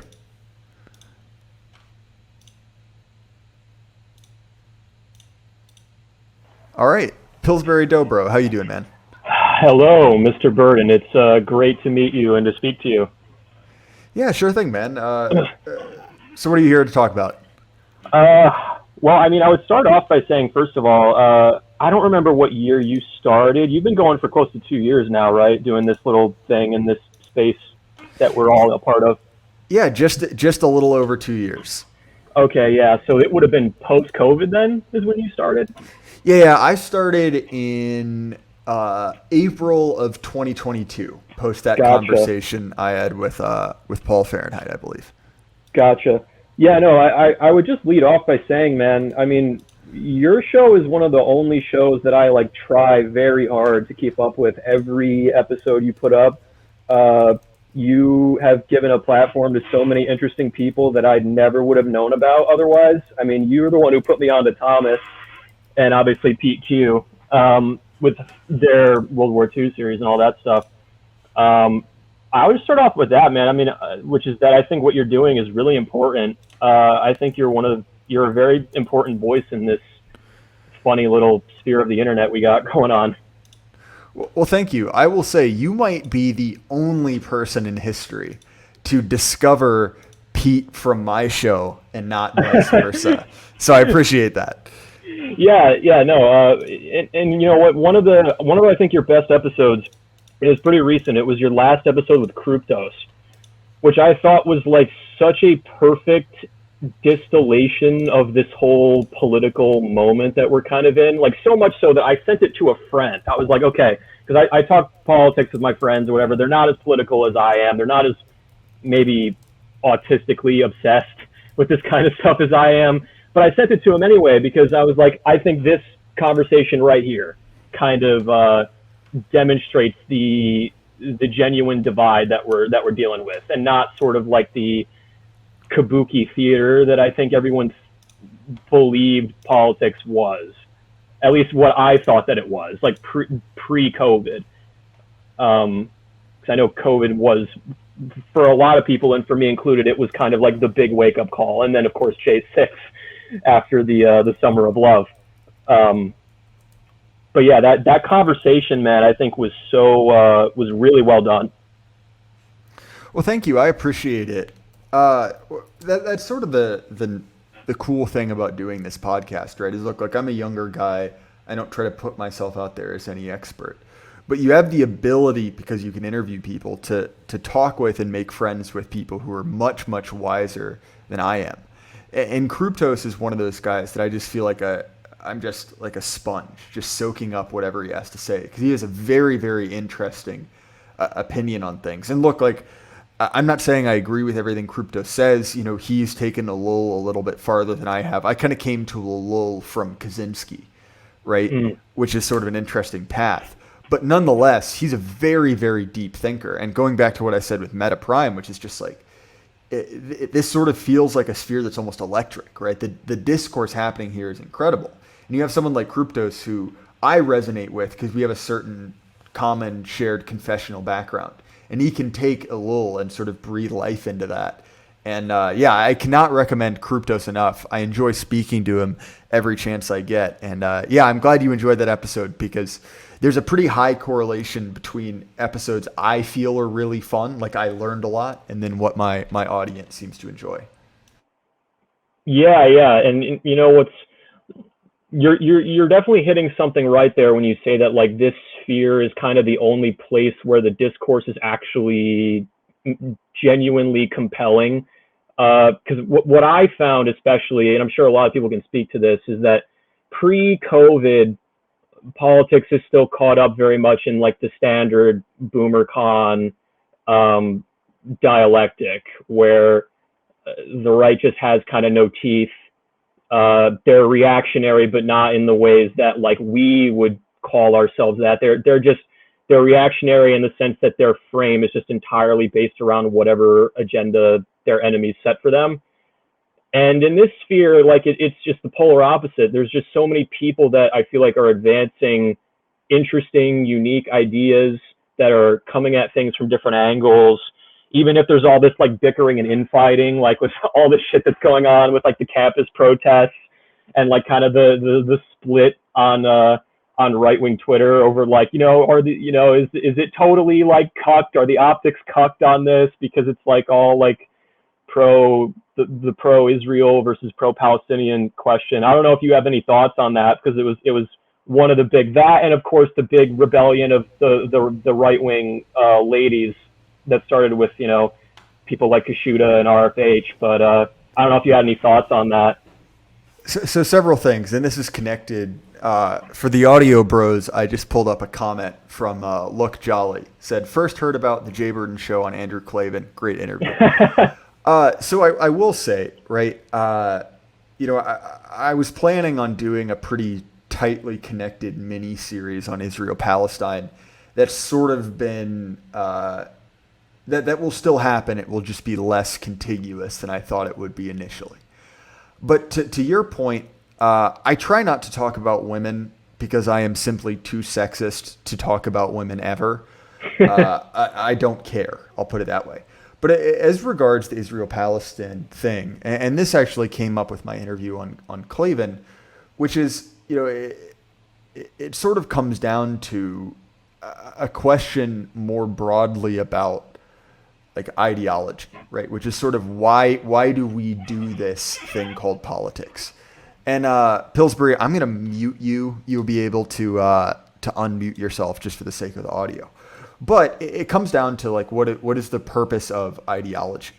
And you know, you see this very often, that libertarians or conservatives feel this need to come up with a perfectly consistent, comprehensive ideology that sort of frames the entire world. And I view that as something completely, to adopt a phrase from pop psychology, toxic, right? Something that needs to be left behind. Because if we look at the origin of ideology, right, we effectively start with the French Revolution. And the world since the French Revolution, right, kind of culminating in the 20th century, is the era of ideology. And that is the most bloody era in human history.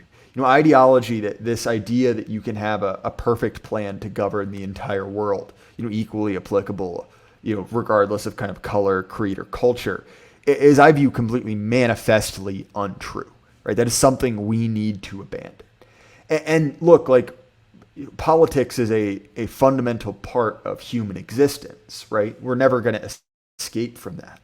But this idea that we need to have a one-size-fits-all solution, that we need to be sort of handicapping ourselves at the benefit of our enemies, I view as completely and totally a non-starter. And it's actually something that if you talk to older conservatives, like Clavin, for example, they're very uncomfortable with. And I don't say that in a vindictive way. I don't say that because they're stupid. It's the world they grew up in. But quite simply, we live in a post-ideology era. We live in an era of narrative. It reminds me of that line from the narrative, the desert of the real. And if you look at the problems we're facing, they don't map onto the politics of, the conservative movement, the politics of the 1970s, the 1980s. It's a war of belief. We're not arguing over marginal tax rates. We're arguing, like, should you have a statue to Baphomet in the state capitol? No. I'm going to drive across the state and knock it over. Or, this is a statue to your ancestors. Well, I'm going to pull it over and deface it ritually and post photos of it. And, I think that's really the era we live in, which is one that the classical distinction between friends and enemies is not neatly broken up between one country and the other. It's sort of this internecine kind of knife fight between different belief groups. And look, I don't say that in kind of a triumphal way. I'm not excited about that. But nonetheless, I think that if we take the tools developed during the 20th century and try to apply them to the 21st, we have this massive gap in understanding. And anyway, that's probably a largely unrelated ramble, but it's sort of the thing that I notice and I sort of look at as my project in all of this, which is just like abolishing the concept of, ideology and political consistency in that way. Yeah. And I don't think that was unrelated at all. I think that was all very well said. It kind of, I want to say it was Michael Millerman who put a tweet out like this.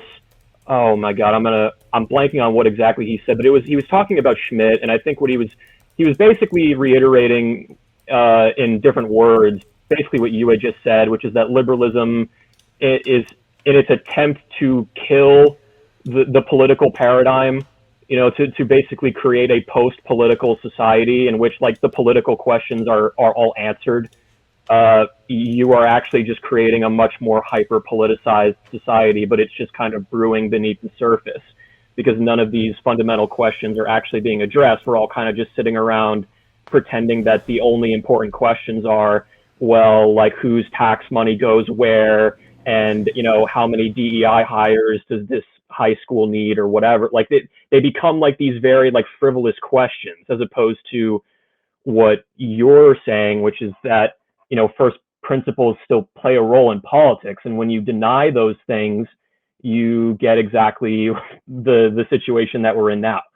I see in the comments, the end of history. Yeah, it's just very, like, it's all Fukuyama shit, like, up and down across the board.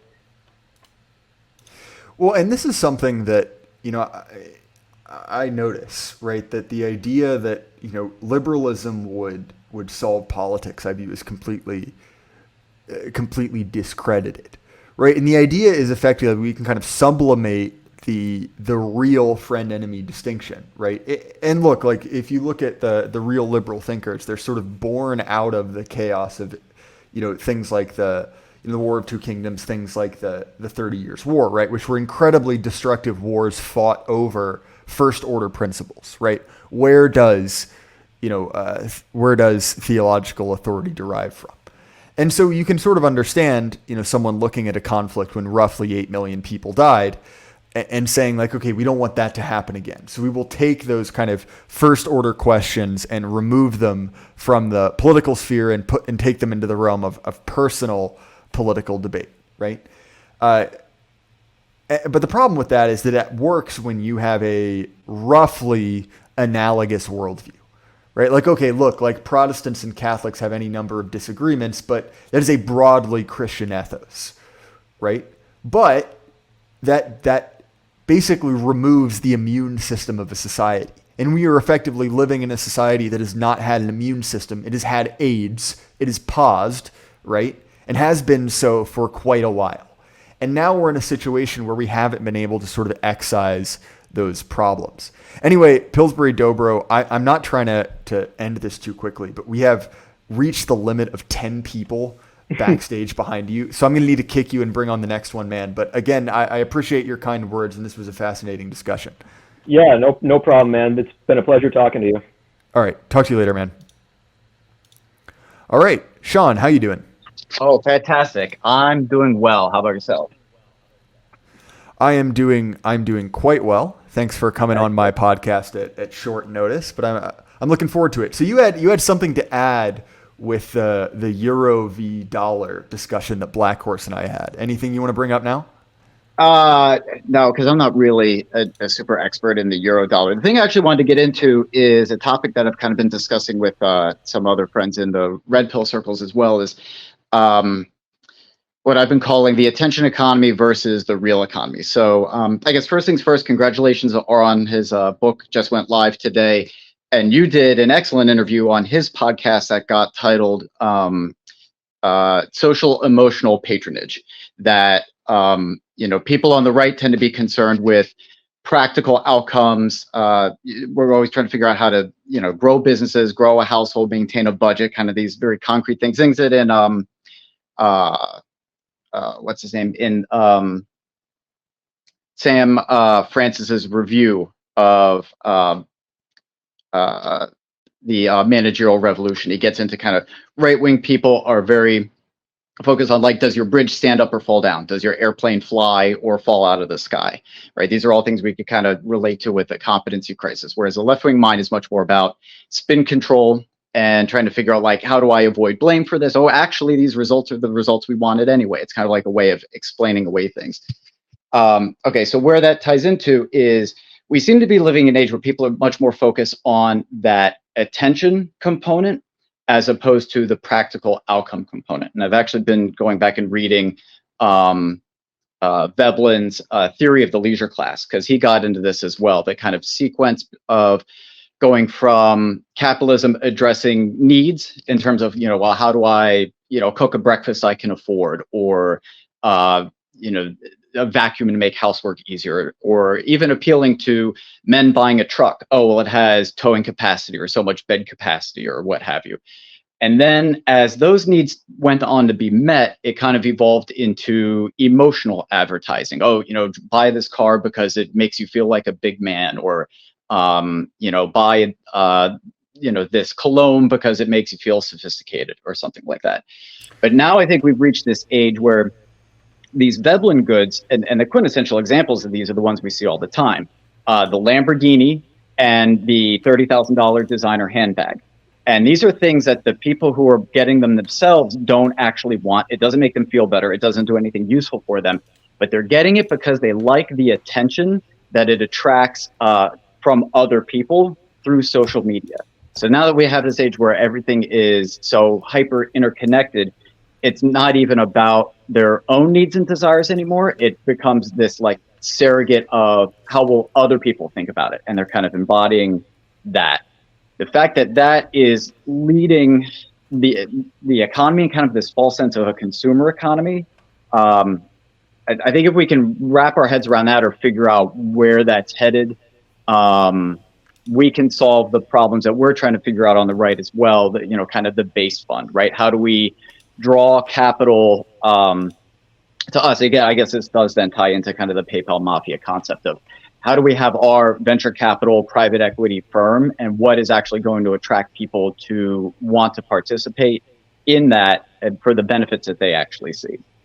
That was a bit of a spur grant, but yeah, feel free to respond to that. No, look, this is the perfect forum for spur grants. To me, it reminds me very much of Edward Bernays, right? Because he sort of had this attitude towards advertising, which was and look, I believe he was Freud's nephew, right? He published the book in English in America. Yep. And I always go back to, Bernays' classic coup, right? Which was the Freedom Torches campaign, which was a way to get women to smoke. So, Sean, I'm sure you know, but I'll explain for the viewers. In the early 20s, it was a social taboo for women to smoke, right? It was seen as a men's hobby. It was, it was sort of degenerate, right, for a young woman to be smoking. And so what Bernays did is that he realized that this was something that had to be sold on an emotional and social level, right? And so what he did is he tied smoking to the suffragette campaign. He paid a number of attractive models to stand out in front of a protest and smoke a cigarette. He paid all the right photographers to be there. It was on the cover of every magazine. And hence the term freedom torches, right? Your freedom to be an empowered woman was connected to a cigarette, right? That was a symbol of that. And I think that's an interesting thing, right? Because the value proposition being made is not a literal economic one. It is not making the argument that, smoke a cigarette and you'll earn more money, or smoke a cigarette and your groceries will cost less. It is basically saying, smoke a cigarette to be the type of person who does such a thing. And I think that's interesting in a time in which we've effectively solved the base level of Maslow's hierarchy of needs, right? Very few people in America starve to death. And yet we still have that sort of drive to differentiate ourselves based off of, what you've said is the attention economy. Yeah. So that's very well put. And then that ties into kind of this long housing phenomenon because the provisioning and protection, those lowest levels of Maslow's hierarchy of needs, are perceived rightly or wrongly as satisfied. That's now why we're, the modern equivalent of that, instead of women acting like men smoking cigarettes, is inducement of trying to get men to act like women to get them to buy cosmetics and makeup. That it's much more about appealing to belonging and love and what's the other one in Maslow's hierarchy? But it's those other middle ones, all about how they feel and a sense of belonging, more than it is the provisioning protection, which historically is what gave men their sense of purpose and their natural affinity, right? That you're focused on things rather than people, the ability to do problem-solving tasks. And if that's been nerfed, and then men are being fed this, men treated as defective women, essentially, that the marketing now goes into, well, if you're going to be successful or if you're going to be attractive to people, you now have to start pursuing these more feminine psychological outputs. I think that's a big part of why men are opting out, or that we don't really have the language for relationship formation, let alone household formation.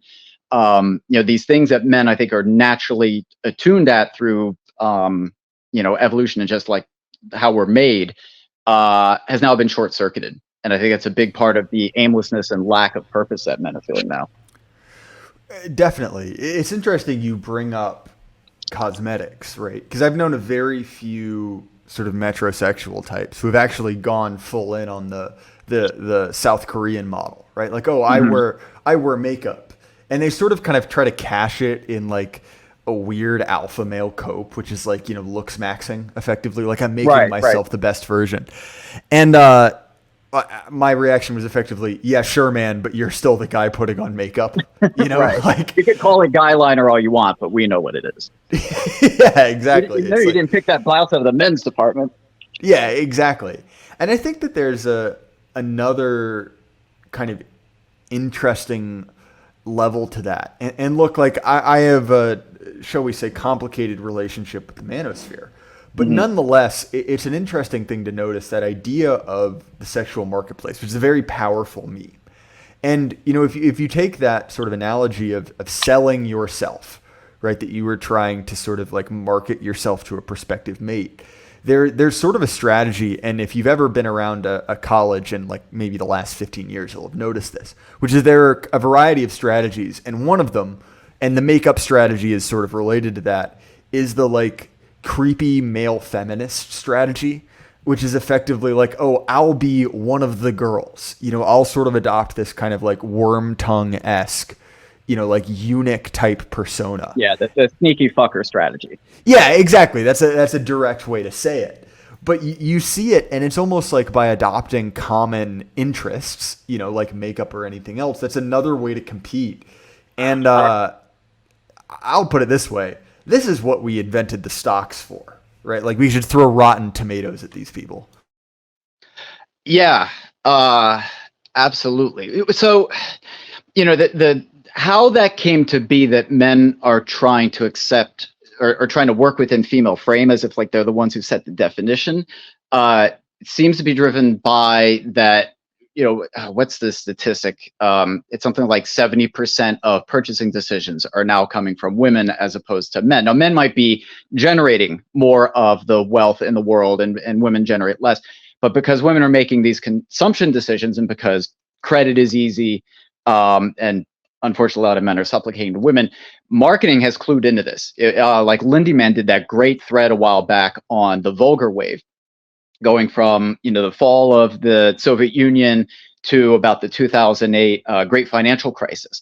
And around that time, someone looked at the demographics or looked at the change in spending behavior, and everything shifted to, well, women are the ones buying everything, so now we're going to cater to them instead. And with that taking the lead, it's putting the cart before the horse. Or I think that's then you can't. It's like building a house on sand. That without that foundation, none of the structures upon it. You could put all the effort into it, but it's never going to stand.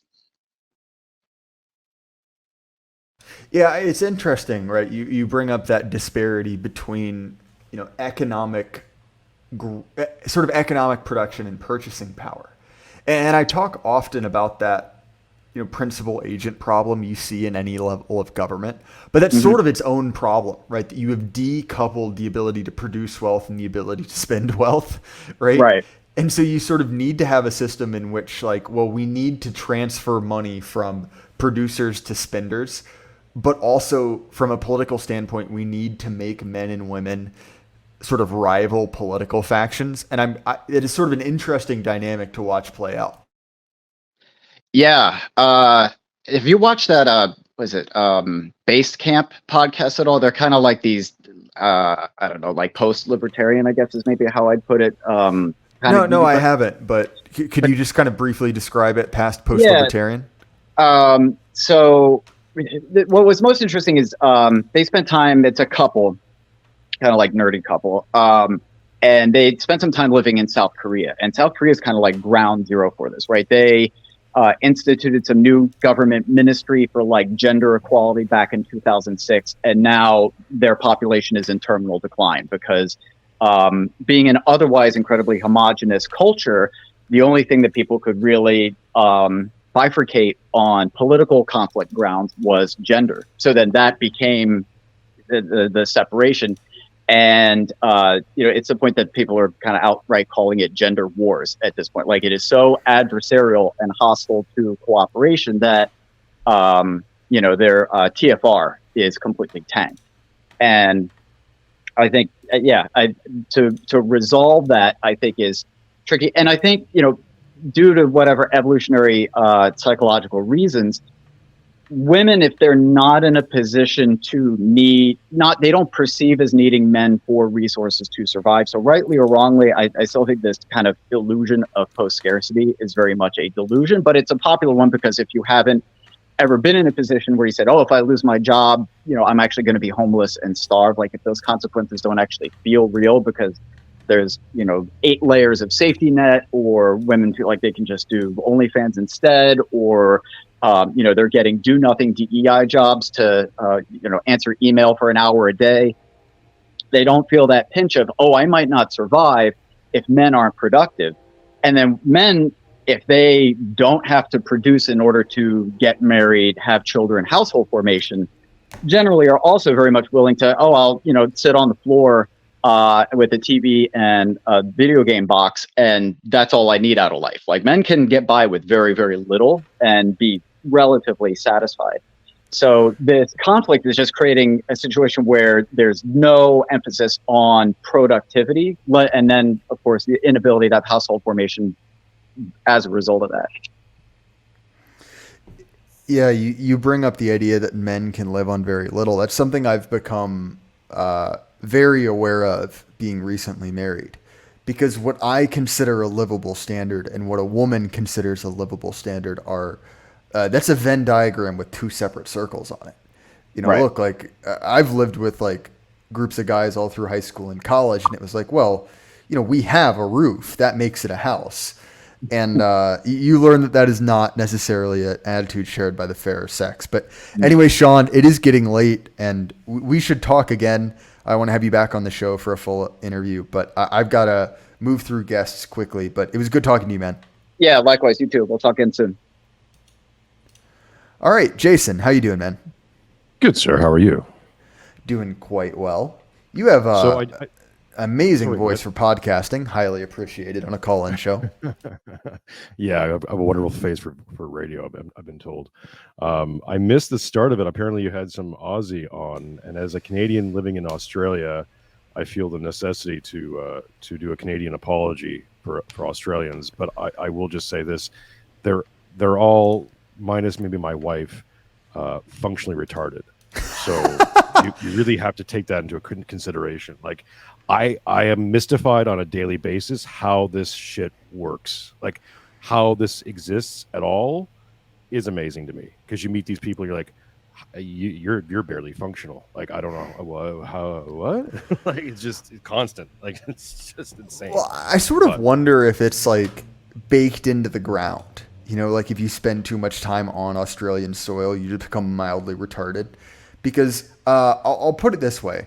I don't mean to be overly racial, but if you look at native Australians, they're not, by traditional metrics, impressive people. And you sort of wonder if that's just the effect of being in Australia for 10,000 years. Well, these are okay. So you're talking about a group of people whose hunting technique for what, as far as we can tell, maybe 1,000+ years, was burning down forests so that the wildlife would run out of the forest so they could kill it. That was their technique. So, I mean, do that direct, I guess. But you will. Yeah, the phrase "do with that what you will" does a tremendous amount of lifting for me when it comes to saying things on the internet, which is like, this is a factual statement. I've said it. Do with that what you will. And it turns out that YouTube censors have not entirely deciphered that phrase yet. Because you know what I found out too, and this is the bitter white pill for a lot of this stuff coming down the pike. Because you see this stuff going on in Canada now, and they're going to outlaw things you might have said at some point, maybe in anywhere in history. Is that, generally speaking, if you speak above a 5th grade reading level, you're pretty much safe, because you're mystifying these people. It's like, I'm not afraid anymore of stupid people, and I don't use that word casually as a castaway pejorative, because I actually don't like using it. I find it's too dismissive. But at the same time, I'm just realizing now, maybe my naivete is just catching up to me at 47 years old, but like, I'm just finally deciding that I'm surrounded by stupid people who I could probably distract by jingling my keys. So I'm not all that concerned by these folks anymore. And I just realized that if you just speak, you speak a little bit above a standardized reading level, and they don't know what to do with it. They just get mad because the only reason they get angry is because they get frustrated that you're making them think in ways that they can't think. So you just it's like a magic trick for dumb animals. It's not all that threatening. So Jason, I realize this is sort of dirty pool, but I'm going to make you feel extraordinarily old. My father is also 47 years old.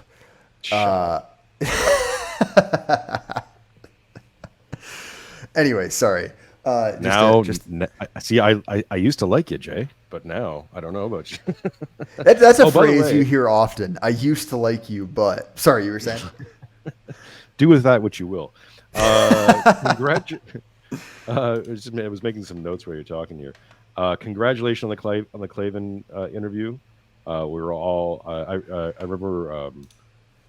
Not to reveal too much, I remember when you DM'd me about that, and I was like, "Ooh, okay. How do you feel about that?" Because I didn't know like whether to like congratulate you or be like, "Oh, all right, that's a little bit Lion's Den, isn't it?" Because that could go horribly. And you threaded the needle perfectly, sir. You did extremely well. I talked about it with Oren when I had Oren on, I think we did that privately, and we both agreed you did amazing. So take a bow in a non-space. Well, thank you. I appreciate that. It is sort of a delicate thing, right? Because you're on one hand, you're both kind of repping the home team, right? You know, your people want you to go out there and kind of swing for the fences, and on the other hand, you're like, well, I am speaking to an audience of boomer conservatives, right? And so you sort of have to warm people up to it. And so, you know, I certainly understood, you know, certain people are like, why didn't you do X? Why didn't you do Y? Look, I get it, right? Like you're sort of playing to No, a I mean, I certain think crowd. you did perfectly to exactly understanding your crowd. It's like listening to Yarvin when he was on Chuck Dirk, Charlie Kirk. You know, like you have to acknowledge that the people you're talking to may be openly hostile to like 90% of the things that you want to say. So you to take the 10% that they could maybe digest and work with that, you know. And I think that that's something that is sort of a difficult thing more generally, right? Because look, like you and I, Jason, we're both pundits, right? We're effectively, from a certain perspective, entertainers, but we're also politically motivated. And so, look, a pundit is not a political activist, right? A pundit is not a politician. But nonetheless, if you're interested in power and making a difference, you have to sort of examine it in such a way that you've got to understand your victory condition. And, you know, when I look at our thing, uh, it's sort of like obviously we have a certain end goal in mind, right? I'd like to live in XYZ type of society. And what things are standing in the way? And to me, right, the sort of normie right, and it's the reason that I talk to people like Clavin, it's the people I talk to, you know, kind of like vet bros, people in the 2A community, is not necessarily because it's like I think that's going to be an amazing discussion for our guys, but you know, you don't go from Andrew Clavin to Thomas 777 in one evening, right? You need to sort of be warmed up to it. You know, you need a ramp. And I think that you and I and your show is one that I quite enjoy because it's like, look, like, you know, you're talking about radical ideas, but in a way that you don't necessarily need to be bought in to get the content, I guess. Yeah, I mean, it's just there's a few things I want to build off on Sean's the conversation with Sean just now. Um, it's one thing I was kind of working on before I got into SIP Capital and all that other stuff was I was calling it sort of the humble meta, um, but it's basically trying to formalize a hierarchy of content creation, especially for let's say the dissident sphere, because I think a lot of people, if you're thinking you're going to get rich and famous off this, you're nuts. And maybe and even if you could be, that means you're exposing yourself and these ideas to a general audience who, for the most part, are just going to label you fascist, Nazi, yada yada yada. You know, nuke your life. You know, make things really uncomfortable for a little bit. And I mean, what are you going to get from it, right? Like very little. So I looked at it more like the objective, like the win condition, like you're saying. You always want to have a successful show and grow to whatever point you can within that within our respected circle without compromising your ideas, your principles, and who you are. But for me, the win condition is really to get to hear certain ideas that I'm trying to populate come out of, let's say, you know, Andrew Clavin's mouth. You know, when I've said when I hear Tucker Carlson say "vengeful son," we've won, or I've won, or whatever, right? Like things like that, or civilizational capital. If I hear any of those guys start talking about that in those particulars, or even if they just kind of change things up a little bit to suit their own narrative or get around copyright or whatever that, not that I copyrighted anything, but that's the win condition for me. Because once it gets out, like this is like Girardian memetics. Once an idea starts to populate and starts to be modeled or be repeated, then you get proliferation. And from that proliferation, you have opportunities. Like all of a sudden the field opens up. So it's not so much that I need to be known or become famous for these ideas. The ideas need to become famous, if that's makes sense. I think that is a much more doable.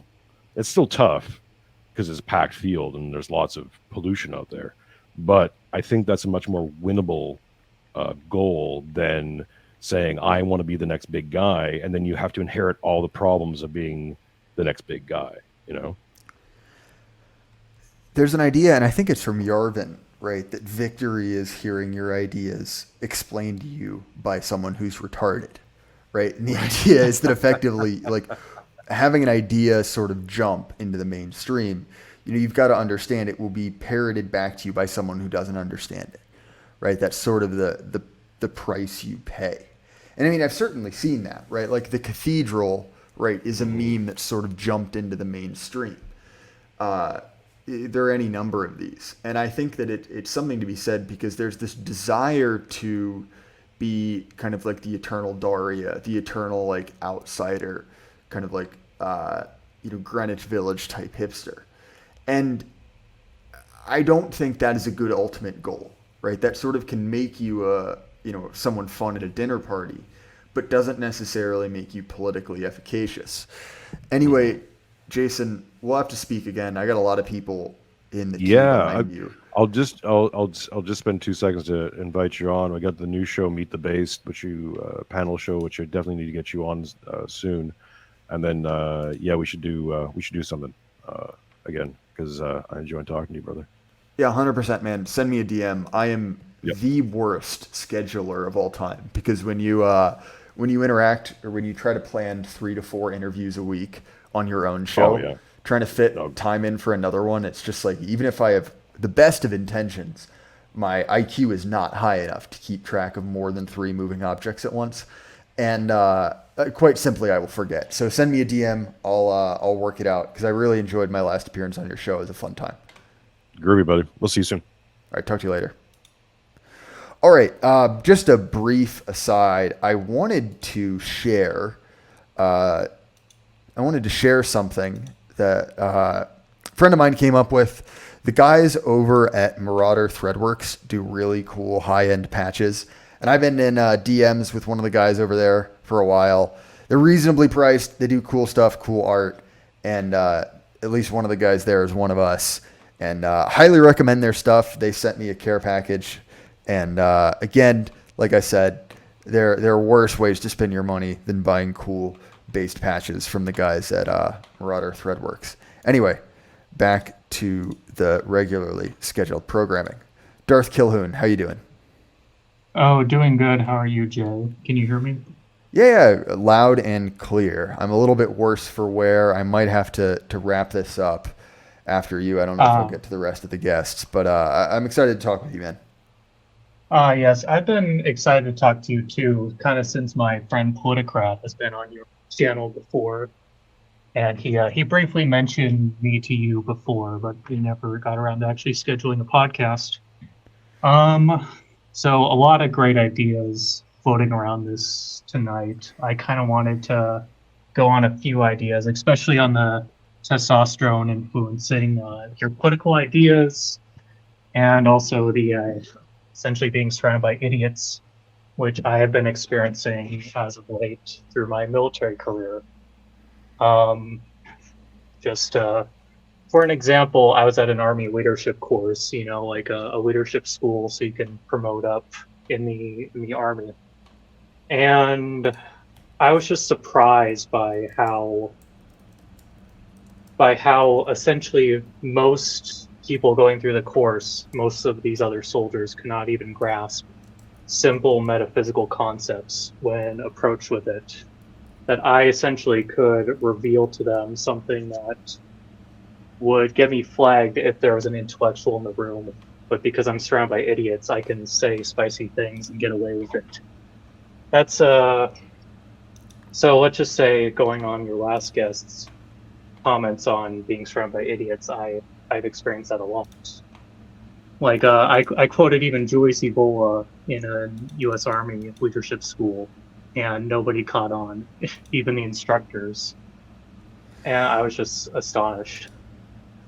I mean, that's definitely something, you sort of realize if you're a significantly advanced power level, you've kind of got past the kind of triggers that people have injected into them in school, right? Like, okay, you're not saying the 3 bad people they know about.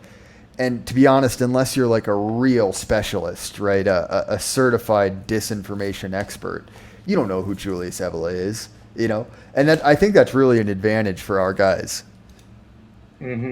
Yeah, and I've kind of been trying to play this game. Like I spent about almost 5 years in the army at this point, and I've just been kind of weaving in and out, kind of like feeling the atmosphere. And let's just say that I don't know if you really want to talk about the current affairs within the U.S. military, but there are a lot of disaffected individuals that are getting out, and oftentimes we can kind of like detect each other, kind of like a radar. Like this guy's a dissident. You can kind of tell by the way that we speak, and then we'll kind of like do a subtle nod, and then we might actually like talk in private and review our power levels to each other. That is especially as of late, as being in an NCO position, a non-commissioned officer position, I have to manage soldiers, and one soldier, he was getting out, and he has revealed why he's getting out. And it's essentially because of all these you could say, he wanted to be a believer in the American Empire. Like, these true believers. But then he kind of got into the system, and he can see it from within. And he kind of confided in me, like, why he was getting out, why he didn't want to stay in.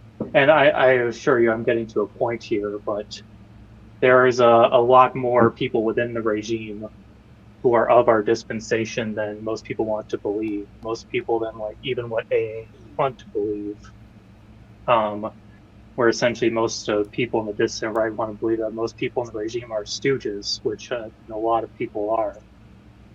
But I think there's actually a power for our guys to pursue careers within the regime to kind of learn from the beast. It's kind of like St. Augustine, where you gotta understand the sin to truly know how to fight it. I don't know if you've ever delved into St. Augustine's Confessions or not. Well, it's interesting. He was recently referenced on my episode with Lou Templar quite deeply. There's something to that, and I am, I guess, fascinated by the guys who've sort of been in the belly of the beast, so to speak. And I think that for a lot of people, right, especially Heritage American types, they're sold on military service using the language of a pre-existing social order, right? Terms of, patriotism, fighting for hearth and home, which are certainly noble, right? But obviously, there's a disconnect between what is sold and what is actually there. You're effectively fighting for the GAE, not for America, from a certain perspective. And so it's really of no shock that there are a lot of those guys that are incredibly disaffected. It's actually part of the reason that I've been talking to a lot of guys who are veterans. Right? Like I recently had one of the guys from Barrel and Hatchet, which is sort of a big 2A channel. He's a ex Air Force JTAC guy. And, certainly, right, those guys speak a different language from these kind of like hardened political autists, but they have the same inclinations. And so I think that is a worthy connection to pursue from the perspective of, hardened political dissidents. Yeah, I would have to agree. I would also say on top of that, like, we need to honestly combine political autism with this actual martial prowess within the current armed forces. I've kind of been delving into like the French Revolution and the nature of the Napoleonic essentially overturning of the revolution. And essentially you can like look at Napoleon, like he was this true believer in the revolution at first, but then he kind of used his ability to weaponize military autism and how to coordinate men in a power struggle just to seize and gain power from this revolution and redirect it into, I wouldn't say Napoleon was necessarily our guy in terms of like, I would say I'm more of a traditionalist, so I kind of rub shoulders with Napoleonic liberal monarchy. But he understood power. He understood that you can't just revolt against the current system. You got to redirect that energy to something good.